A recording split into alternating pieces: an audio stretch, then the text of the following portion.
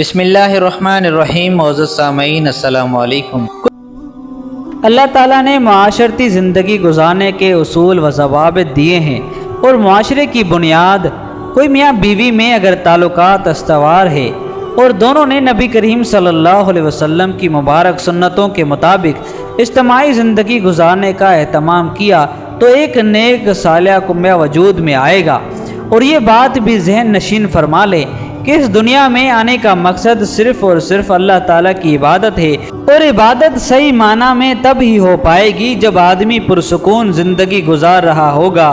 پرسکون زندگی کے لیے باہمی تعلقات و محبت ضروری ہے.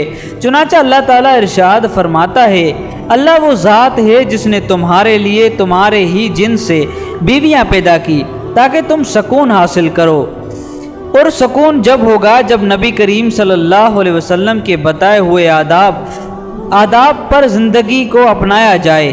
لہٰذا مرد کے لیے یہ لازم ہے کہ بیوی کے ان حقوق کی پابندی کرے جو شریعت نے بحیثیت شوہر ہونے کے اس پر عائد کیے ہیں. پہلا حق، دینداری کی بنیاد پر نکاح ہو. مرد کو سکون جب ہی ملے گا جب اس کی بیوی نیک صالح پاک دامن اور شریعت کی پابند ہو. جب وہ اللہ کے رسول کے احکامات بجا لائے گی تو ان احکام میں سے ایک حکم یہ بھی ہے کہ شوہر کی اطاعت اور فرما برداری کی جائے. اللہ کی رضامندی شوہر کی رضامندی کے ساتھ وابستہ ہے، اور ظاہر ہے جب اللہ کی فرما بردار نہ ہو تو شوہر کی فرما بردار کیسے بن سکتی ہے. اس لیے نبی کریم صلی اللہ علیہ وسلم نے فرمایا، عورت سے 4 وجوہات کے بنا پر نکاح کیا جاتا ہے. نمبر 1 اس کی مال کی وجہ سے، نمبر 2 اس کے خاندان کی وجہ سے، نمبر 3 اس کی خوبصورتی کی وجہ سے، اور نمبر 4 اس کے دین کی وجہ سے. آپ دینداری کو اختیار کرو، کامیابی ہوگی. نبی کریم صلی اللہ علیہ وسلم نے فرمایا، جس نے عورت کی عزت کو دیکھ کر شادی کی اللہ اس کی ذلت کو بڑھائے گا، اور جس نے مال دیکھ کر شادی کی اللہ اس کی فکر کو بڑھائے گا. اور جو آدمی شادی میں خاندان کو بنیاد بنائے گا تو اللہ پاک اس کی کمینگی کو بڑھائے گا. اور جس نے اس نیت سے کی تاکہ اس کی آنکھوں اور شرمگاہ کی حفاظت ہو یا صلح رحمی کے لیے کی تو اللہ تعالیٰ شادی میں برکت پیدا فرمائے گا. دوسرا حق، مہر کی ادائیگی. مہر عورت کا حق ہے اور اس سے عورت کی شرافت اور عزت بڑھ جاتی ہے. یہی وجہ ہے کہ نکاح کے دوران اس کا تقاضا کیا جائے یا نہ کیا جائے شوہر پر واجب ہو جاتی ہے. معاف اسی صورت ہو سکتا ہے کہ عورت اپنی خوشی سے بغیر کسی دباؤ کے معاف کر دے. اگر نہیں ادا کرے گا تو گناہ گار ہوگا، کیونکہ نبی اکرم صلی اللہ علیہ وسلم نے فرمایا، جو شخص شادی کرے اور تھوڑا مہر متعین کرے یا بہت زیادہ اور ادا نہ کرے تو اس نے اپنی بیوی کے ساتھ دھوکہ کیا. اگر ادا کیے بغیر موت آ گئی تو زنا کے مجرم میں گرفتار کر کے لایا جائے گا. بیوی کا تیسرا حق، بیوی کے ساتھ حسن سلوک. بیوی کے ساتھ حسن سلوک سے پیش آنا یہ بھی بیوی کا حق ہے. اچھے اخلاق سے پیش آیا جائے، اسے بچوں کے سامنے ذلیل نہ کیا جائے، گھر کی دیگر خواتین کے سامنے اس کی عزت بڑھائی جائے.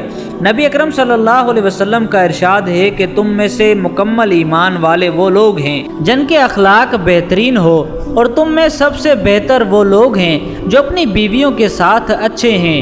اس حدیث میں نبی کریم صلی اللہ علیہ وسلم نے اچھے اخلاق کو کمال ایمان کی علامت قرار دیا ہے اور بیویوں کے ساتھ بہترین سلوک کو سب سے بہتر ہونے کی علامت بتایا ہے. چوتھا حق، بیوی کے عیب تلاش نہ کریں. اگر کوئی عیب نظر آئے تو اس کی اصلاح کرنے کی کوشش کرے. اس دنیا میں ہر انسان میں بے شمار خوبیاں بھی ہیں اور برائیاں بھی ہیں. آدمی کو ہمیشہ سامنے والے کی خوبیوں پر نظر ہونی چاہیے، کسی کی برائیاں تلاش کر کے اس کو ذلیل نہ کیا جائے. اسی طرح بیوی میں بھی بے شمار خوبیاں ہیں، انہی کو بنیاد بنا کر زندگی گزاری جائے. اگر کوئی معمولی برائی ہے تو نظر انداز کر دی جائے. نبی کریم صلی اللہ علیہ وسلم نے فرمایا کہ اگر اس میں کوئی برائی ہے تو دوسری اچھائی بھی ہے، اسے دیکھ لیا کرو. کیا یہ خوبی کوئی کم ہے کہ وہ شوہر کے ایمان کی حفاظت میں بہترین مددگار ہے، ورنہ شوہر کسی گناہ میں مبتلا ہو کر ایمان کا نقصان کر دے تو آخرت میں برباد ہو جائے گا. یہ خوبی کم ہے کہ آدمی کی معاشرے میں عزت بڑھتی ہے کیا یہ خوبی کم ہے کہ شوہر کے بچوں کی نگہبان برداشت کرتی ہے؟ 5واں حق، آدمی جو کھائے اسے بھی کھلائے۔ غرض یہ ہے کہ جس طرح از خود بہترین کھانے کی طلب ہوتی ہے، اسی طرح بیوی کو بھی اس کی خواہش ہوتی ہے۔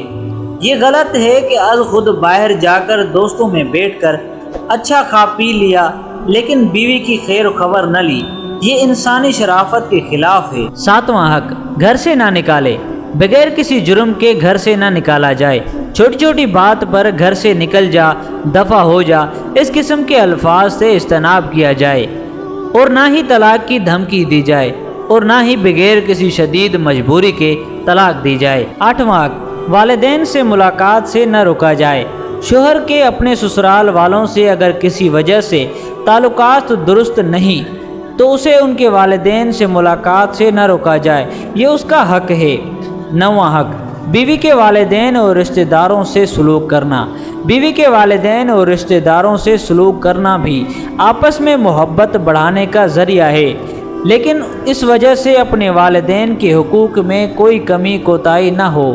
اگر آپ کو ہماری یہ ویڈیو پسند آئی ہے تو ویڈیو کو لائک کریں، ایک چھوٹا سا کمنٹ لازمی کریں۔